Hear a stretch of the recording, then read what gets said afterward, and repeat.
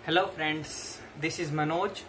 आज मैं आपसे अपने पर्सनल एक्सपीरियंस के बेसिस पे कुछ शेयर करना चाहता हूँ, जो मैंने खुद फील किया है कि इस दुनिया में कोई भी काम इम्पॉसिबल नहीं है। हम वो सब कर सकते हैं जो हम सोच सकते हैं, और हम वो सब सोच सकते हैं जो हमने आज तक नहीं सोचा। So start taking initiative from today itself. Don't wait for the perfect moment, take the moment and make it perfect. आप जिस भी लेवल पे हो, जिस भी स्टेज पे हो, आप वहीं से शुरू कर सकते हो और अपनी फील्ड में अच्छा कर सकते हो, अपनी फील्ड में बेस्ट कर सकते हो। आज के इस लेक्चर में हम आइगन वैल्यूज और आइगन वेक्टर्स के बारे में डिस्कस करेंगे। ज्योमेट्रिकली हम आइगन वैल्यूज और आइगन वेक्टर्स को कैसे देख सकते हैं, किसी भी लीनियर ट्रांसफॉर्मेशन या मैट्रिक्स की आइगन वैल्यूज या आइगन वेक्टर्स हम कैसे फाइंड आउट कर सकते हैं। So let's start the lecture. Eigen values को हम characteristic values, proper values, latent values और स्पेक्ट्रल वैल्यूज भी बोल सकते हैं। ऐसे ही आइगन वेक्टर्स को हम characteristic vector, proper vector, latent vector और स्पेक्ट्रल वेक्टर भी बोल सकते हैं। तो आइगन वैल्यूज क्या होती हैं? अगर हमारे पास T कोई लीनियर ऑपरेटर है on the vector space V over the field F। Vector space हमारा डिफाइंड है किस फील्ड पे? F पे। इसके लिए हमें ये पता होना चाहिए लीनियर ऑपरेटर क्या होता है। लीनियर ऑपरेटर एक मैपिंग होती है। जैसे हमने स्टार्टिंग में छोटी क्लासेस में पढ़ा है कि दो सेट्स के बीच में क्या होता है? फंक्शन। वैसे ही दो ग्रुप्स के बीच में हमने डिफाइन किया था ग्रुप होमोमॉर्फिज्म, जिसको बोलते थे हम। ऐसे ही रिंग्स में हमने डिफाइन किया था रिंग होमोमॉर्फिज्म। अगर कुछ प्रॉपर्टीज को सेटिस्फाई करता था तो उसको रिंग होमोमॉर्फिज्म बोलते थे। ऐसे ही यहाँ पे अगर दो वेक्टर स्पेसिस के बीच में डिफाइन हो मैपिंग और वो लीनियरिटी प्रॉपर्टी को सेटिस्फाई करे तो उसको हम लीनियर ट्रांसफॉर्मेशन बोलते हैं। अगर वो दोनों वेक्टर स्पेस सेम हो तो उसको हम क्या बोल देते हैं? Linear operator.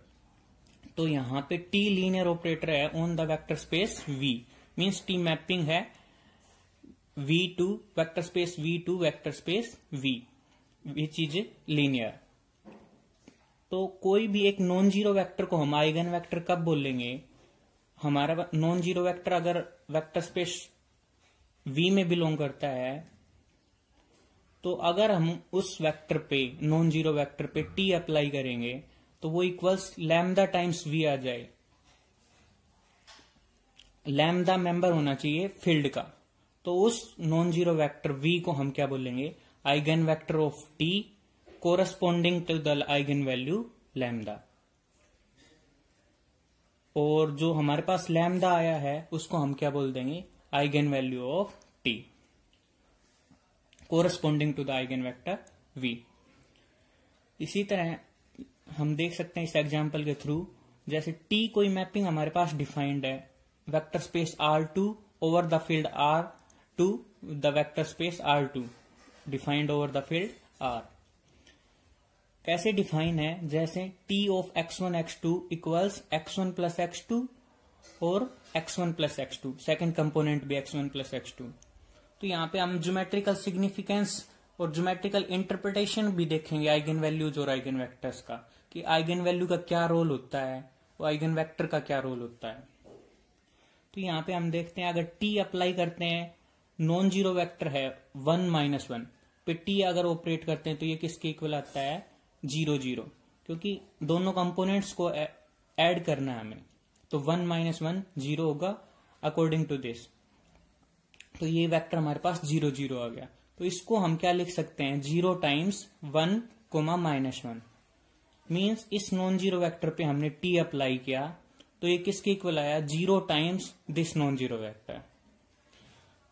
तो इसका मतलब क्या है कि T of V equal to lambda times V। Lambda यहां पे हमारे पास क्या हो गया? 0, और non zero V vector, non zero vector क्या हो गया हमारे पास? 1 माइनस 1।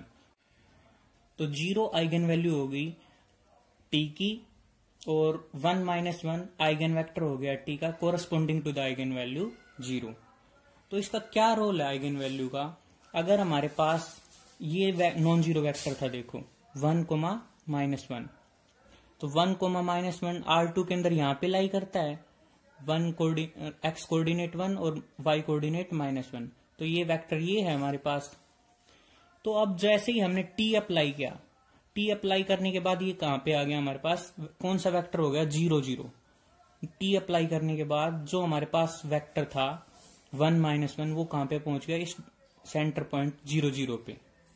मीन्स ये कॉन्ट्रैक्ट होके टी अप्लाई करने के बाद कॉन्ट्रैक्ट होके कहां पे पहुंच गया, 0 0 पे। तो आइगन वैल्यू क्या है कि आइगन वैल्यू हमारा पास, आइगन वैल्यू का यहां पे क्या रोल हुआ कि टी इस पे अप्लाई होने के बाद इस वेक्टर को कॉन्ट्रैक्ट करके 0 पे पहुंचा दिया। कितना आइगन वैल्यू का रोल होता है, scaling of that vector. Means यहां पे कितना कॉन्ट्रैक्ट हुआ वो हमें आइगन वैल्यू बताती है। ऐसे ही यहां पे हम देख सकते हैं टी ऑफ 1 1 इक्वल्स क्या आया, 2 2 इक्वल्स 2। इसको हम क्या लिख सकते हैं, 2 times 1 1। Means T non zero vector अगर 1 1 पे ऑपरेट करते हैं तो वो किसके इक्वल आता है, 2 times 1 1 non zero vector, that non zero vector. मतलब 2 is the eigen value of T और 1 is the eigen vector of T corresponding to the eigen value 2। जैसे यहां पे हमारे पास आइगन वैल्यू 0 थी तो उसमें क्या हुआ था, आइगन वैल्यू 0 ने हमारे जो आइगन वेक्टर था 1 -1 उसको स्केल करके कॉन्ट्रैक्ट करके कहां पे पहुंचा दिया था, पॉइंट 0 वेक्टर 0 0 पे। ऐसे ही यहां पे हमारे पास वेक्टर 1 1 है, 1 1 एक्स कोऑर्डिनेट 1 और वाई कोऑर्डिनेट 1। तो यहाँ पे टी ऑपरेट करेंगे, लीनियर ऑपरेटर टी ऑपरेट करेंगे इस पे 1 1 पे, तो हमारे पास 2 2 आता है, 2 2 वेक्टर। तो हम यहां से देख सकते हैं कि आइगन वैल्यू 2 का क्या रोल हुआ है। यहाँ पे हमारे पास जो आइगन वेक्टर 1 1 था उसको एक्सपेंड करके कहां पे पहुंचा दिया, हमें 2 2 पे पहुंचा दिया। अभी हमने आइगन वैल्यूज और eigen vectors of a linear operator on the vector space V पढ़ा है। तो अगर वो वेक्टर स्पेस फाइनाइट डायमेंशनल है तो उसके कोरस्पॉन्डिंग हम मैट्रिक्स भी फाइंड आउट कर सकते हैं। तो उस मैट्रिक्स के आइगन वैल्यूज और आइगन वेक्टर्स क्या होंगे उसके बारे में हम यहाँ पे भी डिस्कस कर सकते हैं। अगर हमारे पास कोई भी मैट्रिक्स ए गिवन है जिसका ऑर्डर क्या है, n/n, और जो एंट्रीज आ रही है वो कहां से आ रही है, फील्ड एफ से। फील्ड एफ क्या क्या पॉसिबल है, आर हो सकती है, सी हो सकती है, और भी कुछ फील्ड्स हो सकती हैं। तो कोई भी non zero vector v belongs to Fn eigen vector होगा मैट्रिक्स ए का, कब, यदि वो इस प्रॉपर्टीज को सेटिस्फाई कर जाए। Means A V equal to lambda V. Means वो मैट्रिक्स अगर नॉन जीरो वेक्टर v पे ऑपरेट करें तो वो किसके इक्वल आ जाए, लैम्डा टाइम्स v। लैम्डा किसका एलिमेंट होना चाहिए, फील्ड एफ का। तो इस नॉन जीरो वेक्टर को हम क्या बोलेंगे, eigen vector of A corresponding to the eigen value lambda, और लैम्डा को क्या बोलेंगे, eigen value of A corresponding to the eigen vector V. A V equal to lambda V को हम कैसे लिख सकते हैं, अगर इसको लेफ्ट हैंड साइड लेके आए तो A V minus lambda V equal to 0। तो उसको हम क्या लिख सकते हैं, A minus lambda I times V equal to 0। तो एक थ्योरम है वो क्या कहती है कि अगर हमारे पास कोई मैट्रिक्स गिवन है n/n ऑर्डर की over the field f, means entries कहां से आ रही है उसकी, फील्ड f से, तो लैम्डा आइगन वैल्यू होगी उस मैट्रिक्स A की if and only if A minus lambda is singular. तो सिंगुलर मैट्रिक्स क्या होती है, जिसका डिटर्मिनेंट 0। तो determinant of A minus lambda I equal to 0। Means ये थ्योरम क्या कहती है कि अगर लैम्डा आइगन वैल्यू A की तो वो इस कंडीशन को सेटिस्फाई करेगी, A minus lambda I singular होगा, means determinant A minus lambda I का क्या होगा, 0। रिवर्स कन्वर्सली क्या बोलती है ये थ्योरम कि अगर हमारे पास A minus lambda I singular matrix है, means determinant of A minus lambda I क्या है, 0 है, तो लैम्डा हमारी आइगन वैल्यू होगी उस मैट्रिक्स A की। तो जो हमारे पास determinant of A minus lambda I है उसको हम क्योंकि वो एक पोलिनोमियल आएगा डिग्री n का, अगर हमारे पास मैट्रिक्स n/n ऑर्डर की गिवन है तो वो एक पोलिनोमियल होगा डिग्री n का।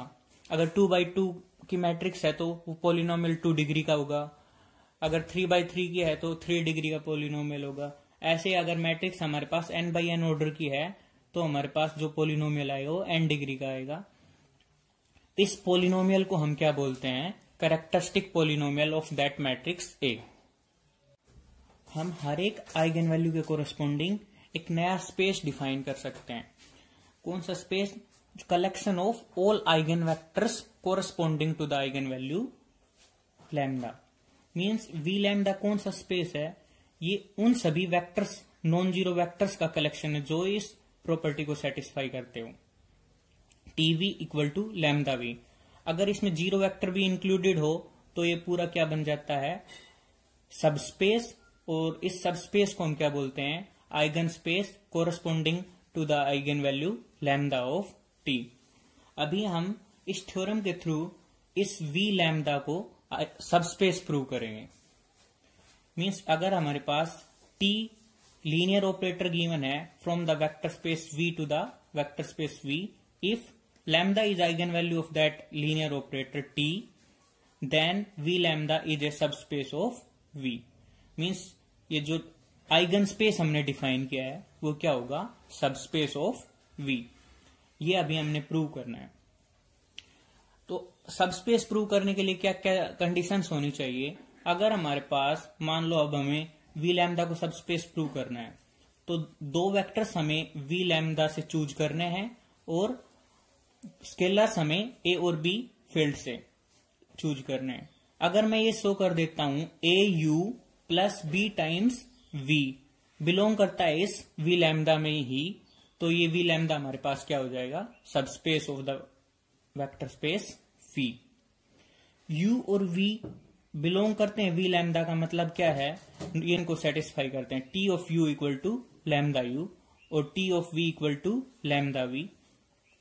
अब हम अगर टी को अप्लाई करते हैं A U plus B V पे, तो ये टी क्योंकि लीनियर ऑपरेटर है तो लीनियर प्रॉपर्टी को सेटिस्फाई करेगा। इसको हम क्या लिख सकते हैं? A times T U plus B times T V. T U यहां से हमारे पास किसके इक्वल है? Lambda U plus B times T V किसके इक्वल है? Lambda V. तो इसको हम क्या लिख सकते हैं? Lambda times A U plus B V. हमने क्या देखा? टी अप्लाई किया A U plus B V पे तो वो किसके इक्वल आया है? Lambda times A U plus B V. Means A U plus B V जो नया वेक्टर है वो कहां पे बिलोंग कर गया? वी लैम्डा में। क्योंकि वी लैम्डा हमारे पास इन्हीं सब वेक्टर्स का कलेक्शन था जिन पे हम टी अप्लाई करते हैं तो लैम्डा टाइम्स दैट वेक्टर आ जाता था।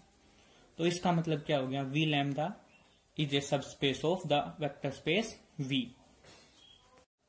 अभी हम किसी भी मैट्रिक्स की आइगन वैल्यूज और आइगन वेक्टर्स कैसे निकालते हैं उसका मेथड पढ़ेंगे। तो जैसे ये हमारे पास ये क्वेश्चन है, find the eigen values and eigen vectors for the matrix A. तो इसके लिए हमें सबसे पहले क्या करना है? कैरेक्टरिस्टिक पोलिनोमियल निकालना है उस मैट्रिक्स का। कैरेक्टरिस्टिक पोलिनोमियल कैसे निकालना है? कैरेक्टरिस्टिक पोलिनोमियल किसके इक्वल होता था? Determinant of A minus lambda I. तो यहां से हम इसको सोल्व करने पे हमारे पास determinant of A minus lambda I किसके इक्वल आता है? 1 minus lambda times lambda square minus 1।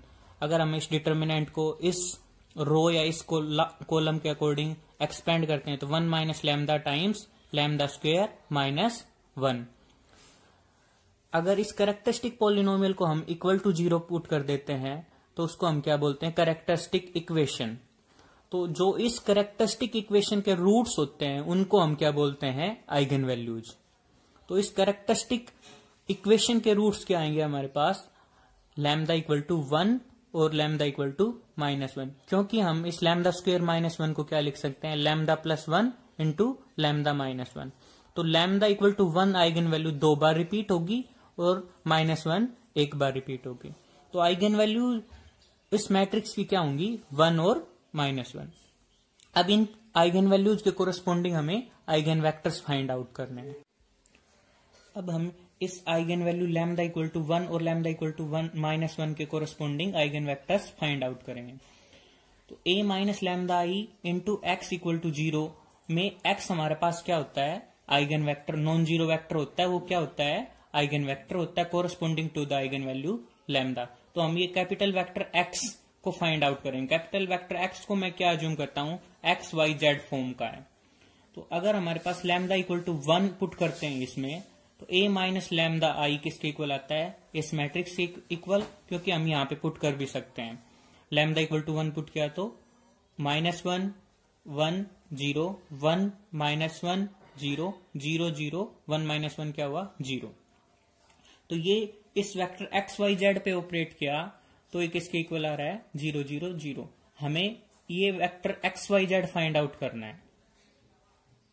तो यहां से फर्स्ट इक्वेशन से क्या आ जाता है हमारे पास, -x + y = 0 और सेकंड से x - y = 0। तो यहां से हमारे पास x किसके इक्वल आ गया, y के, और वेरिएबल z क्या हो गया, फ्री वेरिएबल, क्योंकि थर्ड रो पूरी क्या है 0 है हमारे पास। तो हम vector X Y Z, capital vector x जो था उसको हम एक्स वाई जेड लिख सकते हैं, और एक्स वाई जेड में हमारे पास y की वैल्यू क्या आई है, x के इक्वल है, तो y की जगह हमने क्या पुट कर दिया, x। तो इसको हम कैसे लिख सकते हैं, x times vector 1 1 0 plus z times 0 0 1। तो जो ये वेक्टर्स हमारे पास आए हैं 1 1 0 और 0 0 1, ये हमारे आइगन वेक्टर्स होंगे corresponding to the eigen value lambda equal to 1। ऐसे ही हमें आइगन वेक्टर्स निकालने हैं corresponding to eigen value lambda equal to -1। तो lambda equal to -1 eigen value के कोरस्पोंडिंग आइगन वेक्टर कैसे फाइंड आउट करेंगे, इस इक्वेशन में a minus lambda I into X equal to 0 में लैम्डा इक्वल टू -1 पुट कर देंगे, तो क्या आ जाएगा हमारे पास a + i times x equal to 0। अब हमें इस इक्वेशन से कैपिटल एक्स की वैल्यू फाइंड आउट करनी है। a + i हम पुट करते हैं तो हमारे पास ये मैट्रिक्स आ जाती है, और जो हमारे पास वेक्टर है उसको क्या है, X Y Z equal to 0 0 0। तो इस मैट्रिक्स को अगर इस वेक्टर से मल्टीप्लाई करते हैं तो हम क्या देख रहे हैं, 1 times X plus 1 times Y plus 0 times Z equal to 0। तो हमारे पास क्या इक्वेशन आ जाती है, x + y = 0 means x = -y और y = -x। सेकेंड इक्वेशन से भी हमारे पास यही आती है, इक्वेशन आती है। थर्ड से 0 times x plus 0 times y plus 2 times z equal to 0 means 2z equal to 0 which implies that z equal to 0। तो यहां से हम हमारे वेक्टर कैपिटल X को क्या लिख सकते हैं, एक्स वाई जेड जो है उसमें अगर हम y की वैल्यू क्या पुट करते हैं -x और z की वैल्यू 0, तो इसको क्या वेक्टर हो जाएगा ये हमारे पास x - x और 0। तो यहां से अगर हम x कॉमन लेते हैं तो हमारे पास क्या वेक्टर आ जाता है, 1 - 1 0। तो इसका मतलब क्या है कि हमारे पास 1 - 1 0 is an eigen vector corresponding to the eigen value lambda equal to -1। It means हमारी जो आइगन वैल्यू जो आई है वो क्या आई है, 1 और -1, और जो आइगन वेक्टर्स आए हैं वो क्या आए हैं, 1 1 0 0 0 1 और 1 - 1